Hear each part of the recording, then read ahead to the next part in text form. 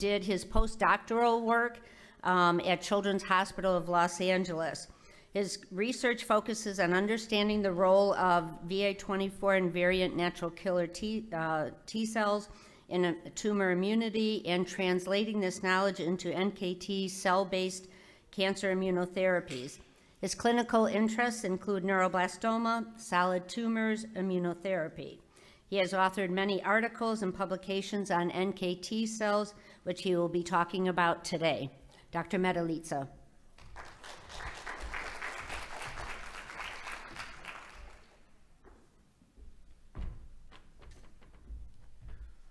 Good morning, everyone. It's really a pleasure to be here today. I would like to thank Pat and the committee for inviting me.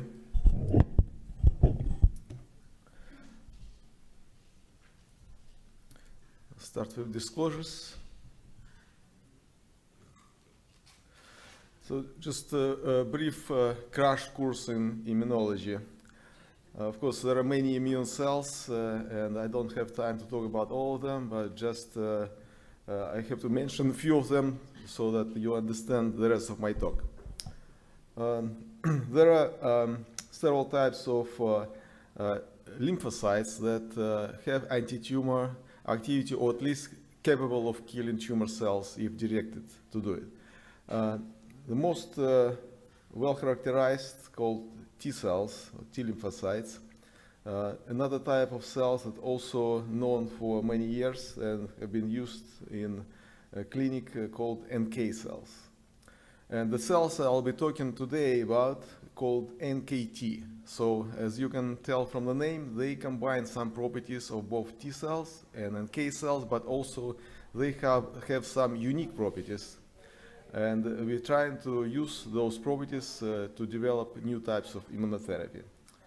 Again, I will not go much into these molecular differences, but just to tell that these cells have ability to kill tumor cells naturally, and also we're trying to use these cells to develop redirected immunotherapy for certain type of cancer, including neuroblastoma. So this all started with a clinical observation many years ago when I was still a fellow in Bob Seeger's lab in CHLA. And what we found that when we analyzed a collection of primary neuroblastoma tumors from patients at diagnosis, we observed that if those tumors have presence of these natural killer T cells, then the patients survived twice better long-term compared to patients which tumors did not have NKT cell in the tumor. So of course this was a correlative observation. It did not prove any cause-effect relationship, but this was enough to generate hypothesis and test in preclinical models. So first, we try to understand whether NKT cell could actually be found in tumor tissue and whether they can kill neuroblastoma cells or some other types of cells in the tumor. And what we found is that NKT actually cannot kill directly neuroblastoma cells. This was really puzzling. And the reason for that is that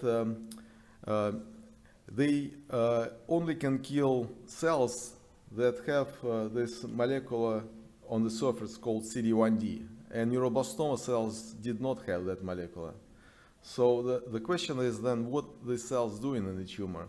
It turned out that other cells in the tumor microenvironment called macrophages that did have this molecule on the surface, and our NKT cells, they co-localized with those macrophages. So, oops, I think I pressed something wrong.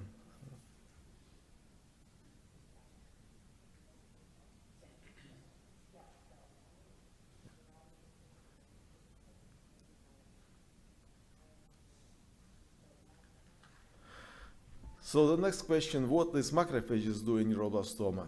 And this another stage of our investigation where we did in collaboration with my old friend Shahab Eskazadeh at CHLA and Bob Seeger. And what we found is that in those bad tumors, there is a lot of these macrophages present in the tumor tissues, especially in the late stage neuroblastoma compared to early stages of neuroblastoma. And we also found that when tumors infiltrated with these macrophages, that patients do very poorly. So this suggested these macrophages are really helping tumor to grow and to metastasize.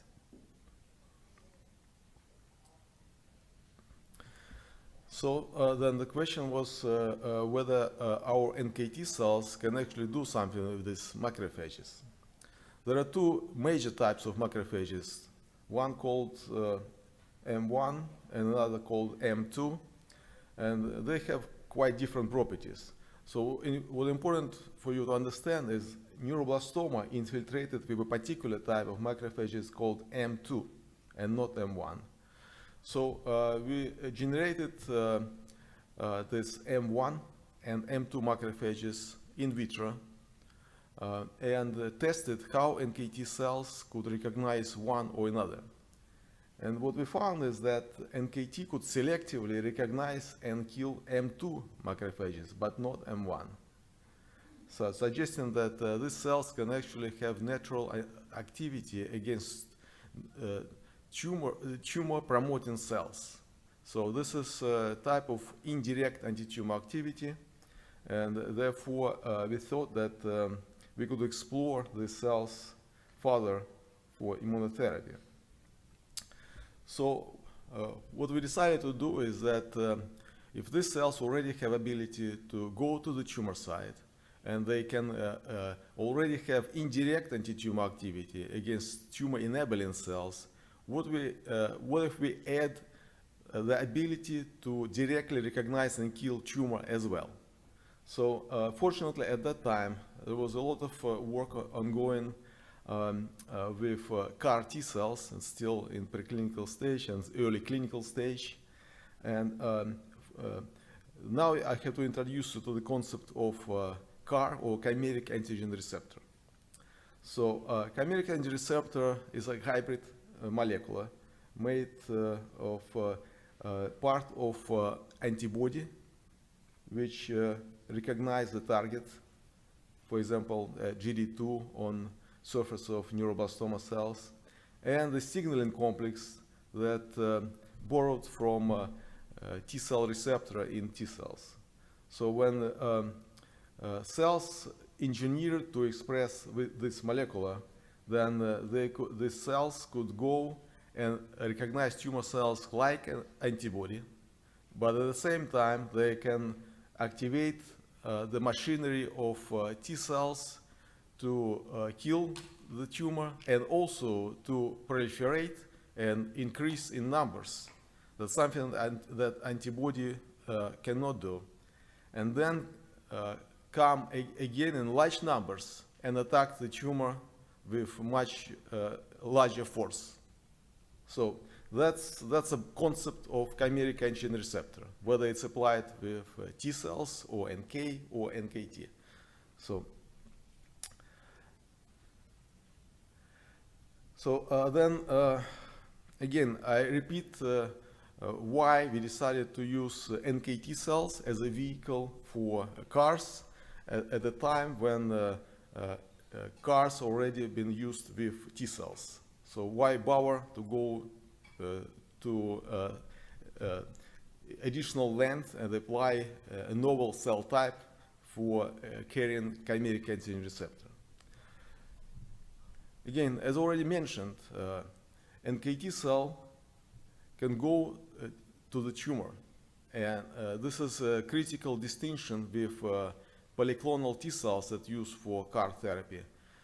T cells are very good with clearing liquid tumors such as leukemia and to a certain degree lymphoma, and that's why they approved for treating these B-cell malignancies. But so far the record of T cells in treating solid tumors is very poor. And one of the reasons, well, there are many reasons for that, but one of the reasons is polyclonal T cells unable to localize to the tumor site.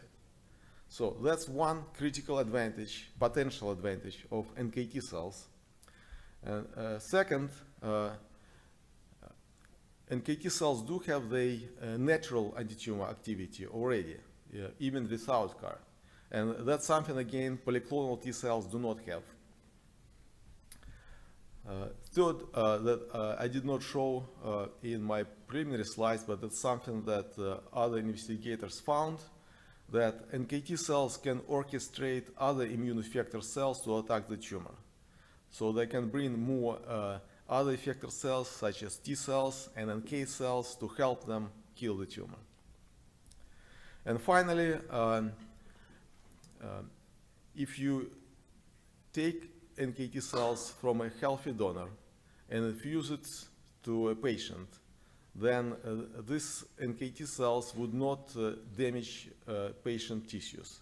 And this is something that cannot be done with conventional T cells, because if you take T cells from one donor and one person and give it to another person, then they would cause major damage to the tissues.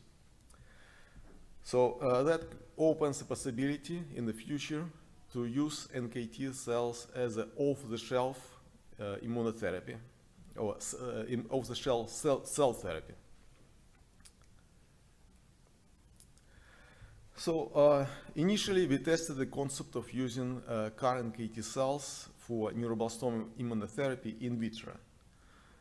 First, we expanded NKT cells to large numbers and high purity, as you can see here. We expressed CAR on the surface of NKT cells using viral vector and tested whether these cells now can kill neuroblastoma cells in vitro. As you can see, the parental NKT cells, those that not transduced with the CAR, could not kill neuroblastoma. But those that transduced with the CAR could kill neuroblastoma cells in a dose-dependent manner. At the same time, this CAR-expressing cells was still able to kill macrophages, so retaining this natural ability of NKT cells to have indirect antitumor activity. This is just additional test of specificity of the killing. They did not kill cells in a non-specific manner, and compared side by side with CAR T cells, the antitumor activity was very similar in vitro. Another critical test now in the mouse model, so whether indeed we can see localization of NKT and CAR NKT cells to the tumor site, and whether CAR NKT cells can do this function better than CAR T cells.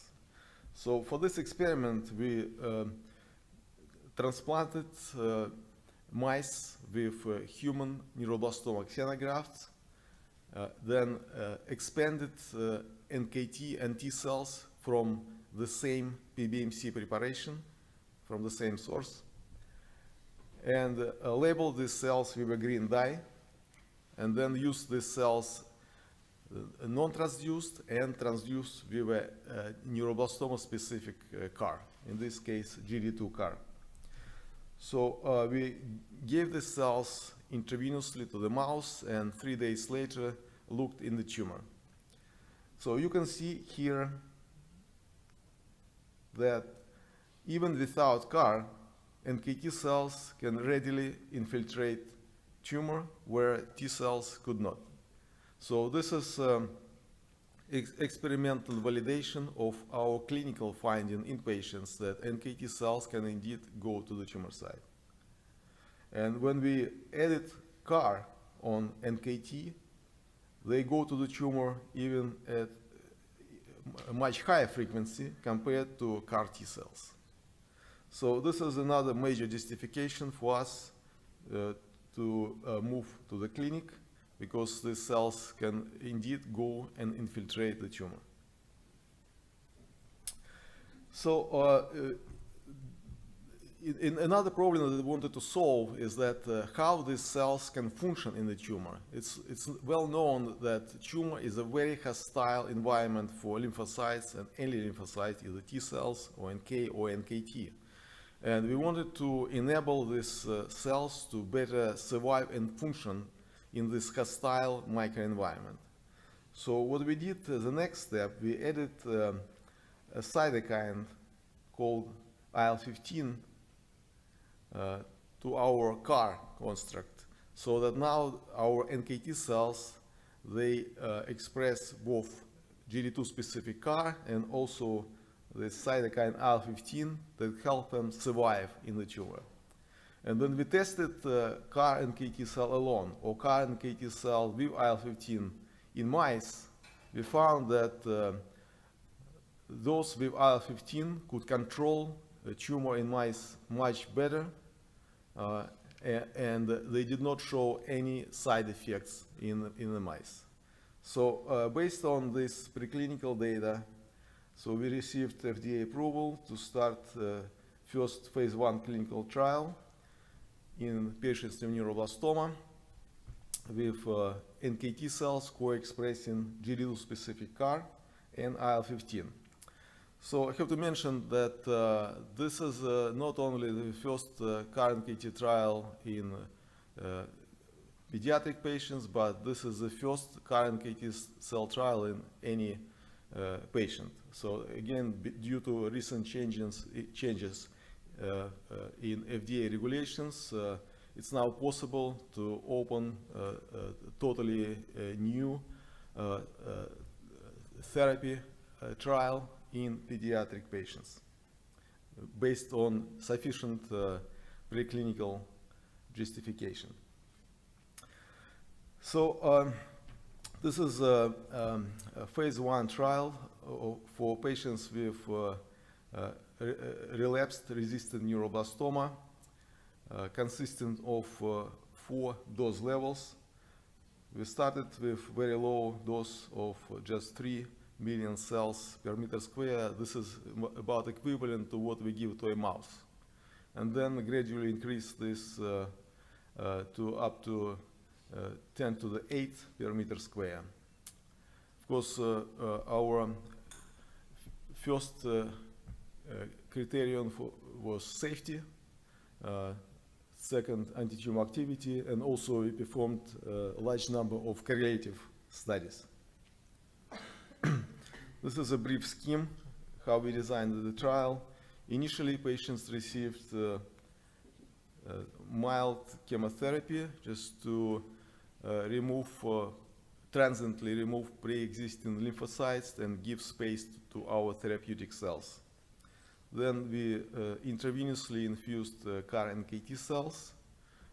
2 weeks later, we performed tumor biopsy when it was accessible to see whether NKT cells can actually go to the tumor. And then 4 weeks later, we performed diagnostic imaging to see whether there is antitumor activity.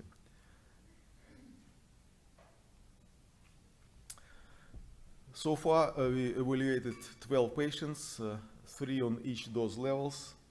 So all patients, as you can see, typical representation of relapsed neuroblastoma resistance to multiple salvage protocols.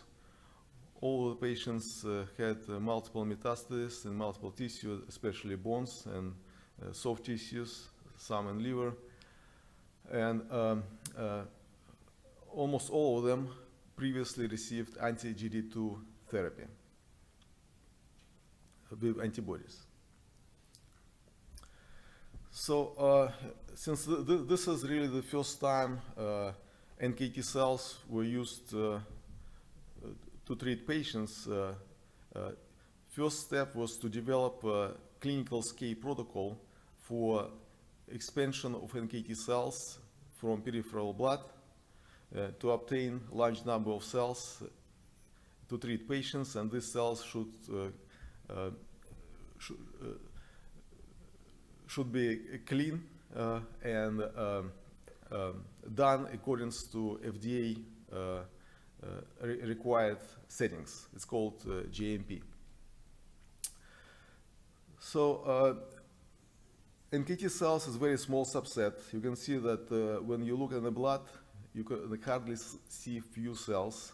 But then when we expand these cells ex vivo, we can generate very high number of very pure cells, and these cells express the chimeric antigen receptor. So this is a summary of cells generated from all patients. In all cases, we generated cells with very high purity of NKT cells. There was a variable expression of CAR, but all patients received the same number of CAR NKT cells because our dose was measured by the number of CAR expressing cells.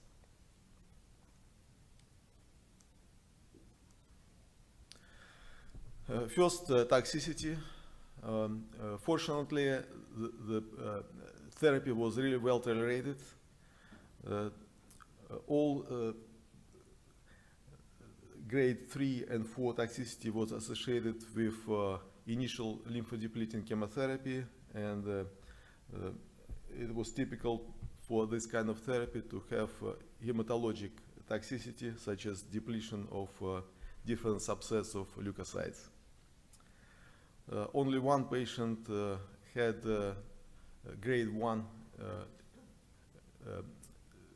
CRS, cytokine release syndrome, associated with our CAR NKT cells. Otherwise, there was really no toxicity related to CAR NKT cells.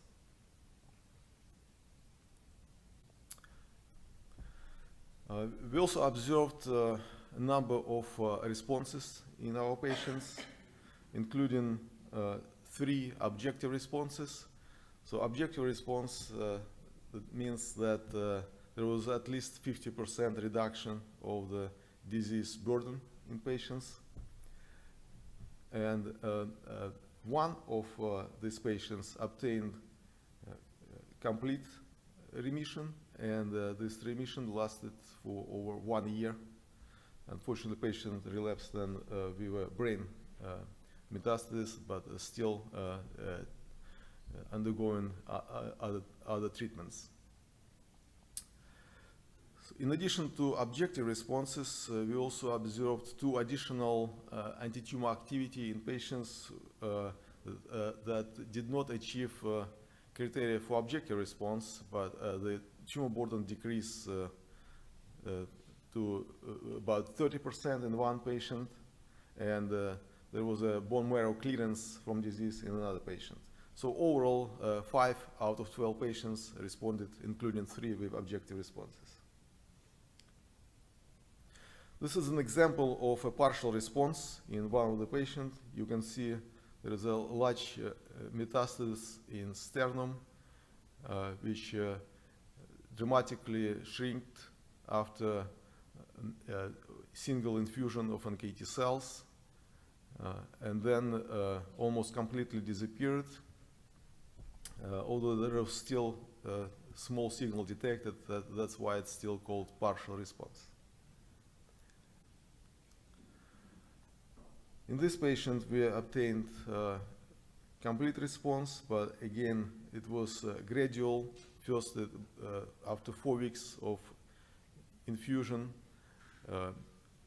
we saw very significant shrinkage of the tumor, and then with FDA permission, we gave another dose of NKT cells, and 4 weeks after treatment, we observed complete disappearance of all metastatic lesions in this patient.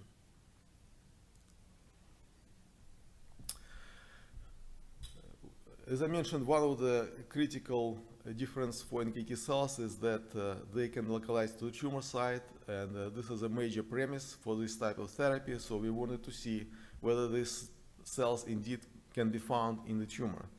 And we performed biopsy in patients at all dose levels where tumor was accessible, and we found NKT cells in all of them, including at dose level 1. And those cells express chimeric antigen receptor, and in some cases this expression of chimeric antigen receptor was higher than it was in the blood, meaning that there is some enrichment of CAR NKT cells that are going to the tumor. We also could see NKT cells in bone marrow, which is another major site of neuroblastoma metastasis. Of course, we evaluated NKT cell presence in peripheral blood. We did this every week for 4 weeks, and then every 3 months for a year. And we observed a huge heterogeneity in number of NKT cells that we detected in the blood. In some cases, like in the patient that obtained complete remission, we saw a huge increase of CAR NKT cells in the blood. So at 2 weeks after infusion, third of all lymphocytes in the patient were NKT cells. But you can see that overall there was variable frequencies of NKT cells at different dose levels. So to make sense out of this, so we examined how total number of NKT cells present over the course of 4 weeks and measured as AUC, or area under the curve, associated with response to therapy. So we looked at AUC in patients who responded to therapy and those that did not respond to therapy. Again, in this case, we classified response as all 5 patients, including 3 objective responses and 2 others that had measurable antitumor activity. So you can see that this AUC strongly associated with antitumor response, suggesting that not just the dose that we infused to the patient, but the dose that obtained in the patients is really critical for antitumor activity. This is again a major difference of cell therapy with any other drug, because this is a living drug. So the cells can proliferate and expand inside the body, and therefore the ultimate dose actually depends on what's going on in the patient, and not just what you give to the patient. So going further, we found that this AUC, or total expansion of NKT cells in the body, correlates with a particular marker of NKT cells in the pre-infusion products. So this marker called CD62L. Moreover, we found that if you just looked at the expression of this marker on the surface of NKT cells before infusion, you already can see a clear correlation with response to therapy. So those patients that had large frequency of such cells expressing CD62L, they responded much better. So going deeper, we performed single-cell RNA-seq analysis for products prepared from all the patients and looked at all the genes in each cell of the product. So what we found is that this CD62L is just a marker. It's a marker of a particular subset that can be identified with this molecular clustering. So, and this subset it's defined by number of other genes, including CD62L. I have to mention that CD62L is a name for a gene that's called CEL, cell. So if you look at this subset, that this is the only subset that enriched in patients that responded to therapy. And again, this subset characterized by a very large number of genes that together represent a program. So then the next question, how we can define this program in NKT cells and how we can use this program for further therapeutic development. So again, here we go from observation made in the clinic back to the bench. So this is, I cannot go too much into this. This is more of immunology, but there are some differences in how conventional T cells and NKT cells look if you just freshly isolate them from peripheral blood. T cells have certain hierarchy of memory differentiation. They go from naive cells to central memory and to effector memory. And NKT cells, when they freshly isolated, they have this mostly effector memory stage and nothing else. But what happens when we expand these cells ex vivo, we now see that majority of them become positive for this marker of central memory cells, and that's a subset that eventually we found to be critical in patients. So how these cells behave in vitro? If we sort NKT cells on CD62L positive and negative, and then test them ex vivo, how they respond to presence of tumor, then those that have CD62L, they continue to proliferate in response to challenge and expand. And those that do not express CD62L, they just die off.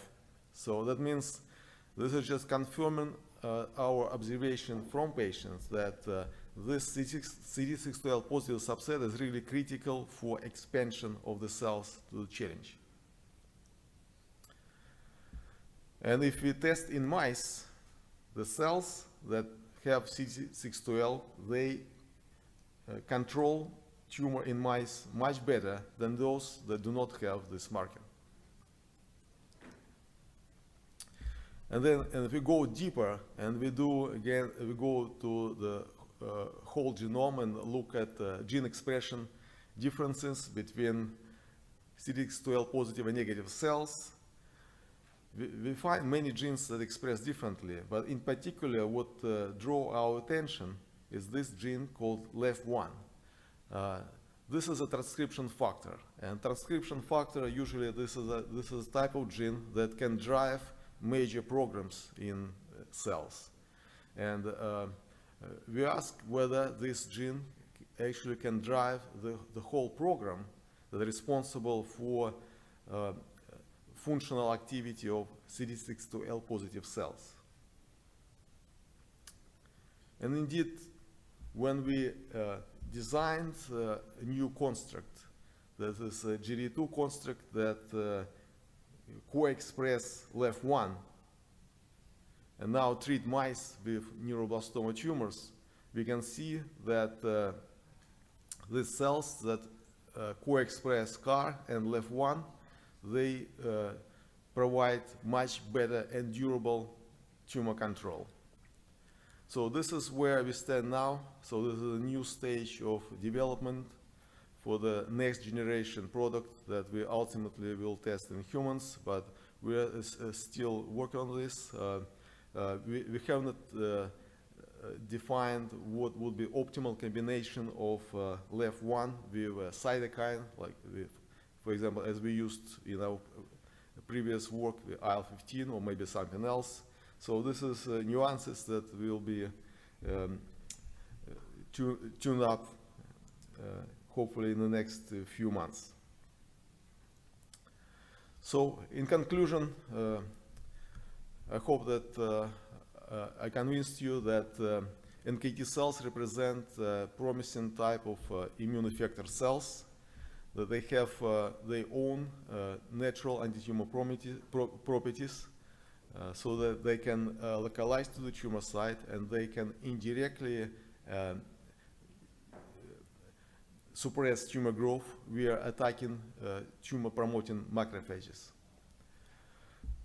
We can now generate a large number of NKT cells for clinical purposes, and express chimeric antigen receptor in these cells to attack both tumor cells and tumor-supportive macrophages. In the first clinical trial that is still ongoing, we showed that NKT cells are safe, they can localize to the tumor site, and they can mediate objective responses in neuroblastoma patients. In the correlative studies associated with this trial, we identified a particular subset of NKT cells that are responsible for the anti-tumor potential. And now we discovered a gene that drives this program that we can use now for further therapeutic development, and hopefully will develop approved product for treating patients. Finally, I would like to acknowledge our group. It's a big team at Texas Children's, at Baylor, responsible for preclinical and clinical parts of the study. And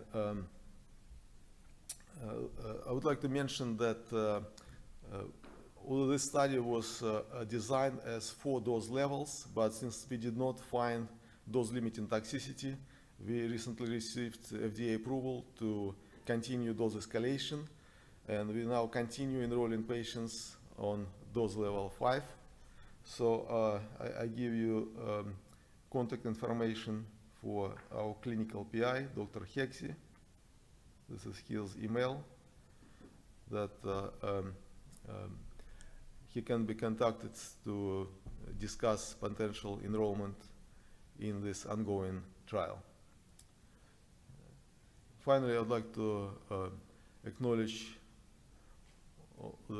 our sponsoring organization, in particular Alexis Lemonade-Stan Foundation, that actually provided the bulk of funding for our clinical trial.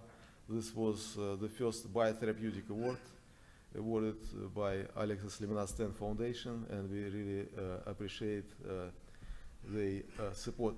And of course, we couldn't do anything without our small heroes, our patients and their parents. Thank you.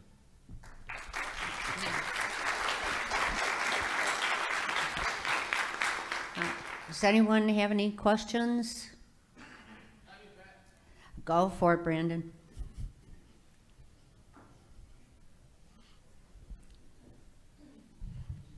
Thank you, Dr.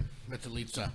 I had the grace and honor of meeting Dr. Hexi 5 years ago when the trial was a little bit more in its infancy, and I can see that the first phase going through in the cohort, unfortunately, it doesn't look like it's gotten bigger. Maybe my interpretation is wrong, so I apologize. But I wanted to ask for the folks that are here, obviously the implication of saying that you're cherry picking patients, that's not what I'm trying to get to. I think for what parents may want to know is what would be the ideal patient. So what are the limitations clinically? So Curie scores, all your CBC counts, where you want. Can we get interinstitutional cooperation to send over tumors, let's say even after relapse, so that you can see if that the 26L expression is more profound within that tumor, so that the recommendation to the parent before they graduate to potentially a more caustic form of treatment for relapse can identify if this is a better choice, because the implications even at a dose level 5 escalation looks to be slim, as in the impact or the pain and punishment on the patient. So I'm wondering what type of info can be shared. I know it must be vetted out, and okay, let me very detailed question. I'm sorry. Yeah. So first, I would like to clarify that CD62L is not on the tumor. CD62L is on the NKT cells, and that's something that we really cannot predict beforehand. So this is something that we try to improve with the way we manufacture the cells. And when we discovered that this marker is really critical, Actually, we introduced amendment to our protocol when we found that we can increase the number of CD2L positive cells in the product by adding cytokine IL-21 to our culture system. And this is now implemented in GMP. So we do make actually improvement as we go to the existing protocol as we obtain relevant information from the trial. Now, what can be done for selecting patients, although this is not actually done for this in this particular trial, but maybe for the future, is that for any trial targeting GD2, actually it would be important to know what the level of GD2 expression on the tumor. And for that, I think it's critical to develop a quantitative assay for GD2 expression. Because the current ways to detect GD2 is more semi-quantitative. So basically, what needs to be done, I'll say probably a flow cytometry-based, clear, certified assay that would show exactly the level of GD2 expression. Because since all the patients now receive anti-GD2 therapy with antibodies, so some of them actually either lose or decrease the level of GD2. And with that, they would become less sensitive to any GD2 targeting therapy. Dr. Kushner? Really exciting to see if possibly finally CAR T-cell based therapy works for solid tumor. But my basic question, how do these effector cells reach the solid tumors? Okay. Now, disease in the bone marrow, blood goes through the bone marrow. There's lots of blood in the bone marrow. So you infuse an agent into the bloodstream, it's going to get to the tumor cells. How does it exit from the circulation into soft tissue? So for NKT cells, they go to the tumor mostly in a chemokine-dependent fashion. So in particular, NKT cells respond to two major chemokines present in many types of solid tumors, CCL2 and CCL20. So we show this that if you block CCL2 and CCL20, that you can almost completely abrogate NKT cell localization to the tumor. Okay. And then in terms of practicality, you collect the patient's blood. How long does it take between that and being able to use it for treatment? It takes 10 days to expand clinical scale NKT cells, and then a few days for testing for sterility and so on. So pretty quickly. Okay, great. That's good there. Thank you. Okay. Anyone else have questions? Go ahead. During my son's second stem cell transplant, a couple of days later, he developed TMA, and if not for Solaris, eculizumab, he would have died in the ICU. And he ended up being on Solaris for about 3 years until he finally went into TMA remission. We were able to take him off the medicine. I noticed, or we have read before, that previous to injecting the NKT cells, you do a high-dose chemo. Do you have any instances of patients either developing TMA or relapsing TMA? And if not, do you see a risk of that at all? So I could say that our chemotherapy is relatively mild. It's not high dose. So, and we did not see any severe complications except that mild lymphodepletion. Anyone else? No? Oh, all right, go ahead. One more. Thank you, Doctor. As a MYC amplified mother, or my daughter has it, I'm always curious to find out how MYC amplification plays into any of these trials. And I saw on one of your slides for your trial that the column had not applicable. Is that just because you previously tested whether or not a patient had it and it really didn't matter for these, NKT cells? Yeah. So, of course, we will probably know later, when we have much more patients to analyze and see how it works against MECAN amplified or non-amplified. So at least what we know from preclinical studies, it doesn't matter whether tumor has MECAN or not. As long as it has a target on the surface, as GD2, it kills tumor cells equally with or without MECAN. Go ahead, Brandon, so because we want to hear.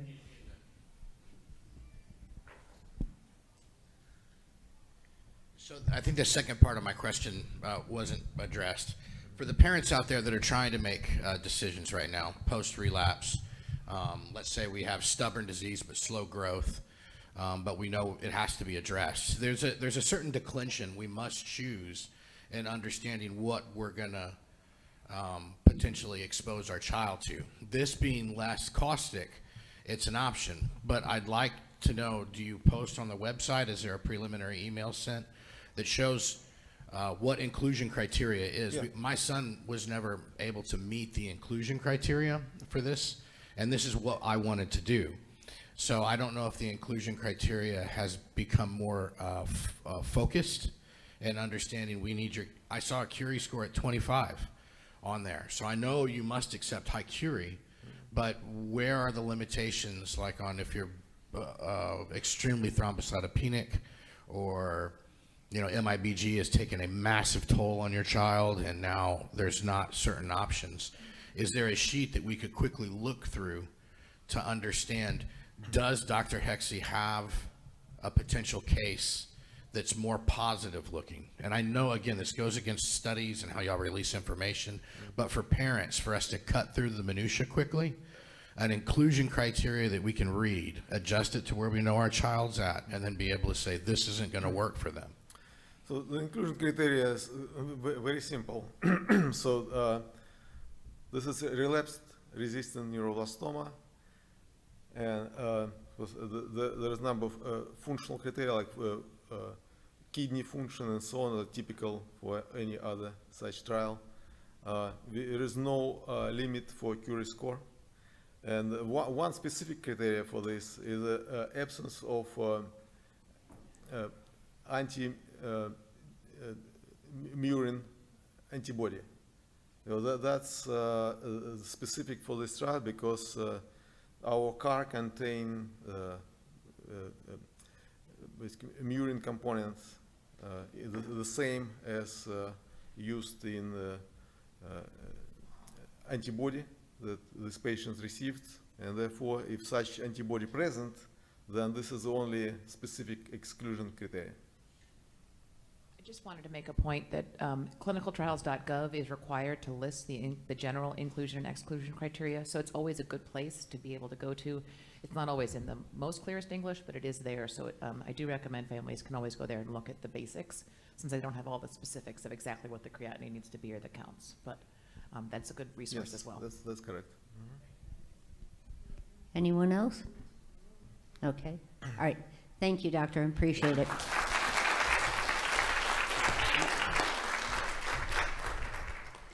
Okay. Our next presentation, and I never, ever, ever have her bio, so next time please send it. Let's see. Make sure we get your slides up first. Hold on. Make sure. Yes. Okay. Our next speaker is Dr. Hilary Van Horn Gatlin.